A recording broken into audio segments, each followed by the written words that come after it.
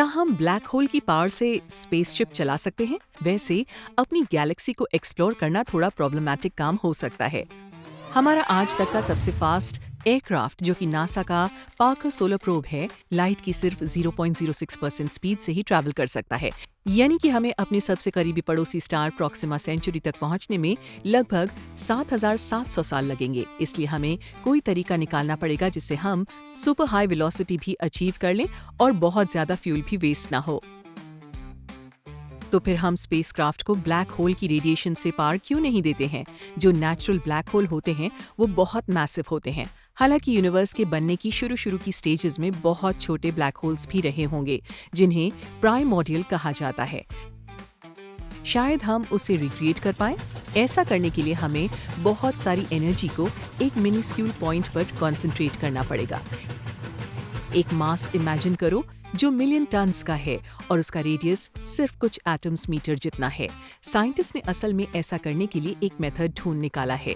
वो सन की एनर्जी का एक बहुत बड़ा हिस्सा सोलर पैनल्स में कलेक्ट करेगा और फिर उसे एक सिंगल पॉइंट की तरफ डायरेक्ट करेगा, जिसके आसपास कलेक्टर्स होंगे जो इस एमिटेड एनर्जी को कलेक्ट करेंगे और फिर इसकी रेडिएशन को स्पेसशिप को पार करने में यूज करेंगे। है ना ब्रिलियंट प्लान?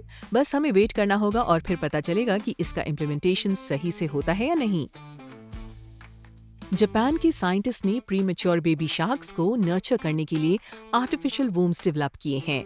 ऐसे एम्ब्रियोज जिनमें आराम से इन्हें बॉर्न कराया जा सकता है। ये आर्टिफिशियल वूम्स छोटी शार्क्स को लगभग 1 साल तक नर्चर कर सकते हैं, जो कि पहले सिर्फ 160 दिन तक ही सर्वाइव कर पाते थे।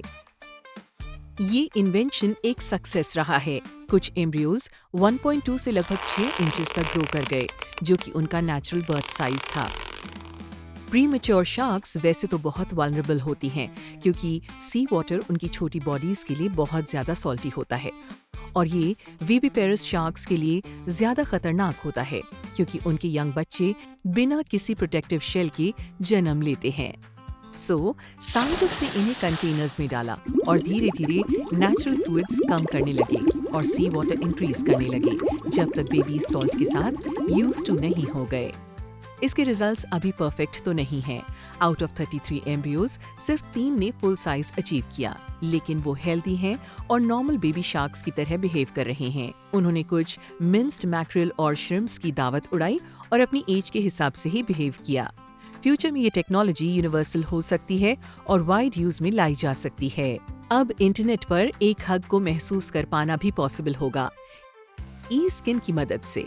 हांगकांग सिटी यूनिवर्सिटी के रिसर्चर्स ने एक वायरलेस सॉफ्ट ई स्किन बनाया है जो टच फील कर सकता है और रिक्रिएट भी कर सकता है।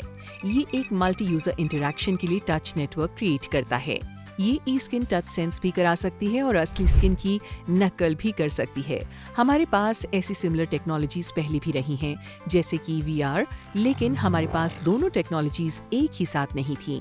आइए देखते हैं कि ये कैसे काम करेगा। आप किसी एक एक्चुएटर को प्रेस करते हो तो वो एक इलेक्ट्रिकल सिग्नल जनरेट करेगा। ये सिग्नल फिर एक डिजिटल सिग्नल में कन्वर्ट हो जाएगा एक एनालॉग टू डिजिटल कन्वर्टर की मदद से। फिर ये दूसरे ई स्किन तक ब्लूटूथ के थ्रू भेजा जाएगा। दूसरा स्किन वही इलेक्ट्रिकल सिग्नल रिक्रिएट करता है और टच सेंसेशन बनाता है वाइब्रेशन की मदद से। फाइनली दूर रहने वाले दोस्त और रिश्तेदार इस टेक्नोलॉजी का यूज करके एक दूसरे को फील कर पाएंगे। ये विजुअली इम्पेयर्ड लोगों के लिए भी हेल्पफुल हो सकता है, जैसे डायरेक्शंस देना या ब्रेल रीड करना। क्या आप इमेजिन कर सकते हैं कि अब हम रियल बोन्स 3D प्रिंट कर सकते हैं? ये एक नई टेक्नोलॉजी है जिससे हम सिंथेटिक बोन्स को क्रिएट कर सकते हैं, वो भी लिविंग सेल्स का यूज करके। इसमें एक स्पेशल इंक का यूज होता है जो नेचुरल बोन्स की मदद लेती है। सबसे पहले तुम एक कस्टम बोन डिजाइन का मॉडल तैयार करोगे, फिर प्रिंटर एक सिरेमिक इंक का यूज करेगा, एक जेलेटिन बैग में लेयर बाय लेयर एक्सट्रूड करेगा। ये बोन्स लिविंग सेल्स के साथ प्रिंट होती हैं आपके रूम टेम्परेचर पर और फिर ये हार्डन होकर बॉडी के एग्जिस्टिंग बोन टिश्यू के साथ इंटीग्रेट हो जाती हैं। लेकिन अभी भी इसमें कुछ प्रॉब्लम्स हैं।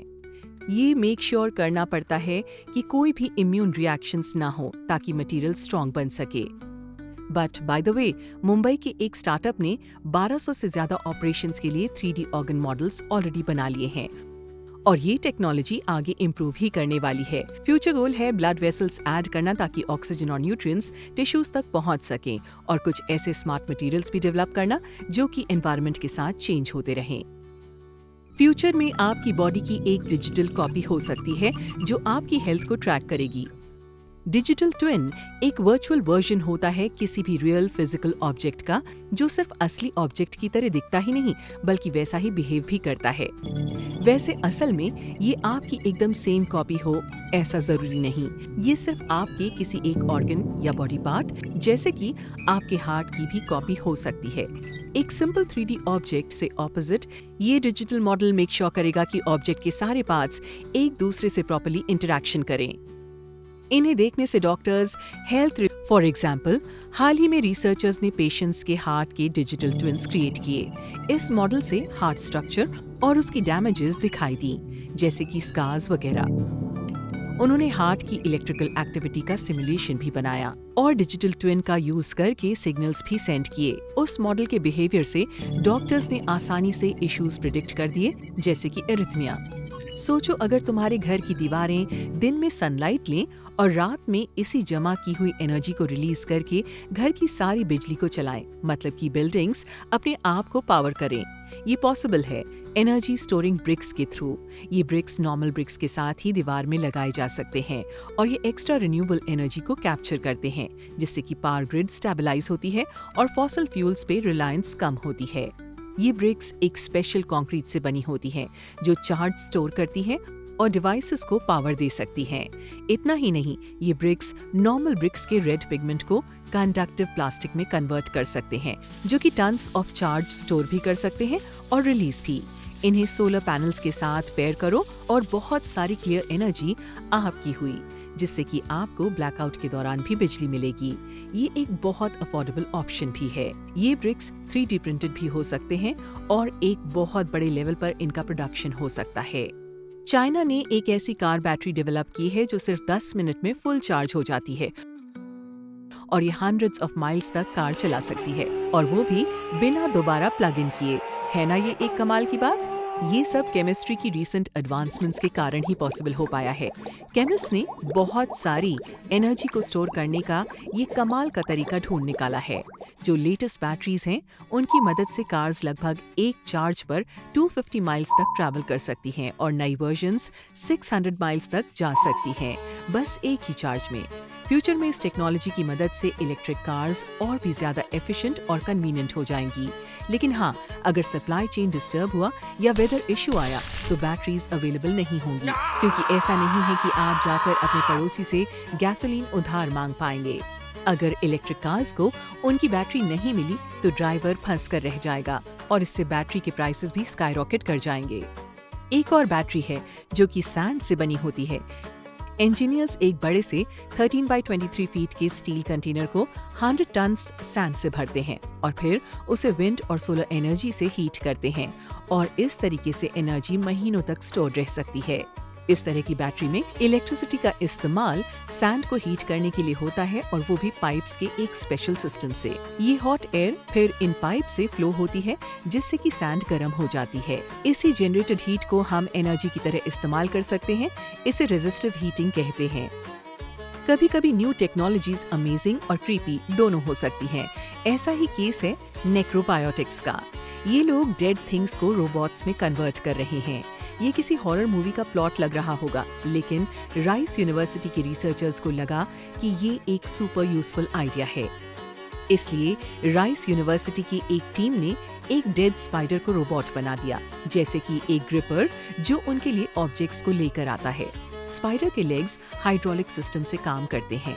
रिसर्चर्स ने उसमें एयर इंजेक्ट करके उसे ग्रिपर बना दिया जो छोटी छोटी चीजें उठा सकता है। ये रोबोट स्पाइडर्स काफी डेलिकेट टास्क्स के लिए यूज हो सकता है, जहां ट्रेडिशनल रोबोट्स काम नहीं करते।